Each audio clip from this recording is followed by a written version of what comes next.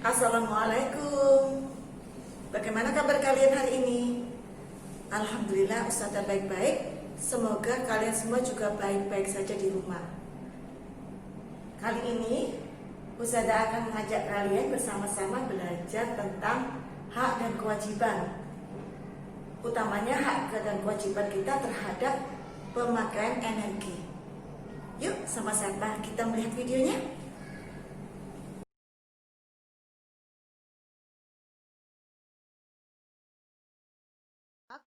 Dan kewajiban terhadap energi.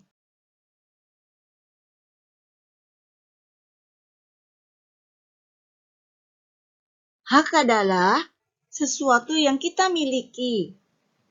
Hak itu sesuatu yang boleh dilakukan.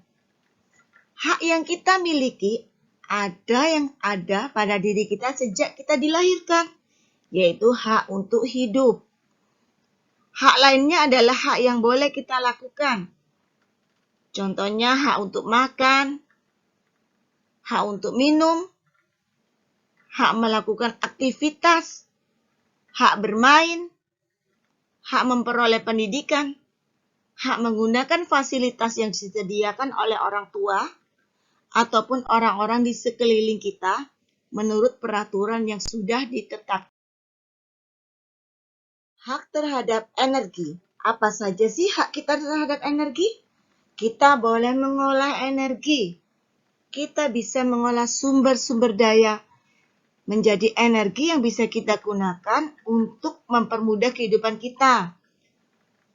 Contohnya mengolah sumber energi matahari menjadi energi listrik yang bisa digunakan untuk penerangan, bahkan menjalankan mobil. Kita juga bisa mengolah air untuk menjadi pembangkit tenaga listrik yang bisa kita gunakan di dalam rumah, di sekolah, ataupun di industri untuk menjalankan mesin-mesin di pabrik. Di samping mengolah, hak kita terhadap energi adalah menggunakan atau memakainya. Kita bisa menggunakan hasil-hasil pengolahan tersebut untuk kehidupan sehari-hari kita. Kita bisa membelinya. Kita bisa memakai BBM. Kita bisa membeli BBM dalam bentuk bensin yang bisa kita gunakan untuk bahan bakar kendaraan kita. Nah, sekarang kita bicara tentang kewajiban. Apa itu kewajiban? Kewajiban adalah tanggung jawab, sesuatu yang harus dilakukan. Sesuatu itu bisa bersifat pribadi terhadap diri sendiri, misalnya belajar dan beribadah. Kewajiban itu atau tanggung jawab itu bisa terhadap orang lain. Contohnya terhadap orang tua, kita punya kewajiban membantu mereka, meringankan pekerjaan mereka. Lalu terhadap orang lain yang lebih luas, misalnya masyarakat, kita punya kewajiban juga. Karena kita tinggal di sana, maka kita juga punya kewajiban untuk menjaganya, tempat tersebut. Membuatnya tetap nyaman, aman, dan tertib. Itu termasuk kewajiban kita atau siapapun yang tinggal di tempat tersebut. Kewajiban terhadap energi. Sesudah kita tadi bicara tentang hak, sekarang kita bicara tentang kewajiban terhadap energi. Apa saja itu? Kewajiban membayar. Maksudnya apa?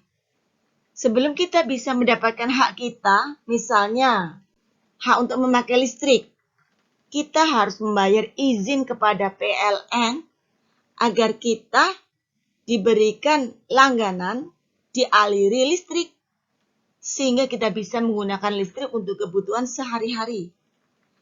Sesudah itu, datanglah kewajiban yang baru, yaitu kewajiban membayar iuran listrik tiap bulannya.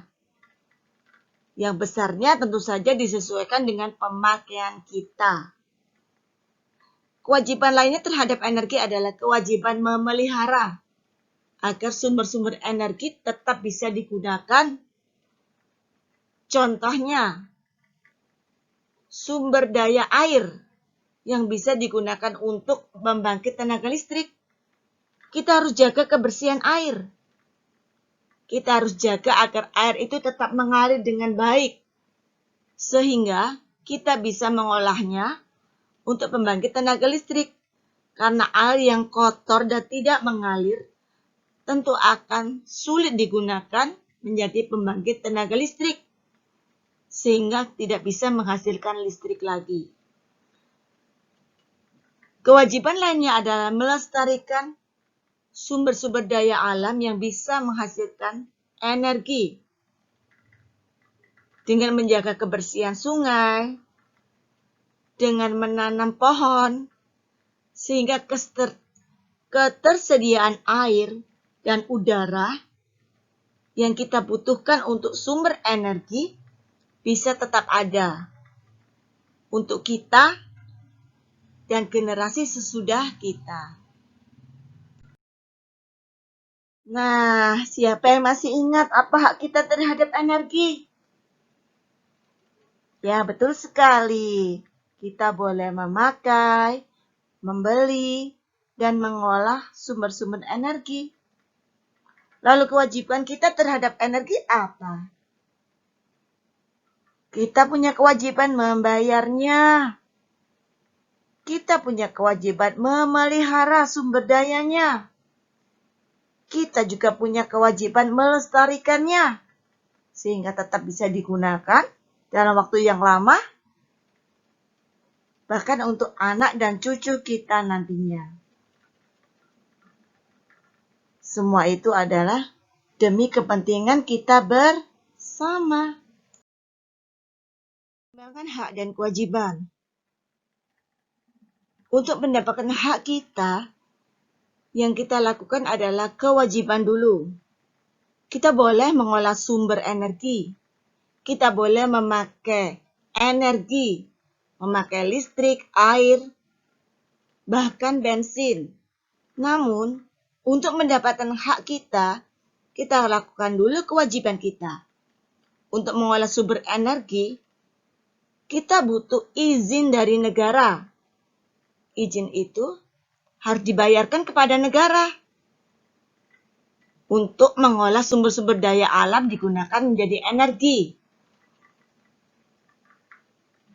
Izin untuk tempat. Izin menggunakan alat-alat. Kemudian apa lagi? Izin memakai hasil olahan tersebut. Sesudah olahan itu menjadi listrik, kita tidak bisa memakainya begitu saja. Hak kita akan datang sesudah kita melakukan kewajiban kita. Untuk mendapatkan hak kita terhadap listrik, kita wajib membayar biaya dulu kepada negara. Biaya untuk berlangganan. Sesudah kita berlangganan listrik, maka rumah kita akan dialiri listrik. Kemudian kita bisa memakai listrik itu untuk kebutuhan kita sehari-hari. Sesudah itu, sesudah kita lakukan hak kita untuk memakainya, maka datang kewajiban baru, yaitu kewajiban membayar biaya pemakaian. Biaya itu tergantung pemakaian kita. Jika kita bisa memakainya dengan bijak dan hemat, maka kewajiban membayar kita juga tidak terlalu besar. Kita bisa menghemat biaya kita. Untuk memakai air tentu saja sama seperti kita memakai listrik. Kita harus membayar izin kepada negara. Membayar berlangganan air dulu. Sesudah kita membeli bensin, barulah kita mendapatkan bensin untuk kendaraan kita. Sesudah kita membeli gas, kita bisa menggunakan gas tersebut untuk memasak kita. Kita harus bijak dalam pemakaiannya, agar energi tersebut tidak cepat habis, sehingga kita bisa memakainya lebih lama, lebih lestari. Bersama pelaksanaan hak dan kewajiban. Kita punya hak terhadap energi, orang lain juga. Kita butuh listrik, orang lain juga. Kita butuh bensin, orang lain juga. Karena itu dibutuhkan kesadaran agar semua orang kebagian energi tersebut. Dengan berhemat, kita bisa menghemat biaya kita. Kita juga bisa melestarikan sumber daya tersebut karena bisa dipakai lebih lama. Kalau setiap orang bisa berhemat, insya Allah kelestarian sumber energi bisa diupayakan, bisa tercapai, sehingga semua orang bisa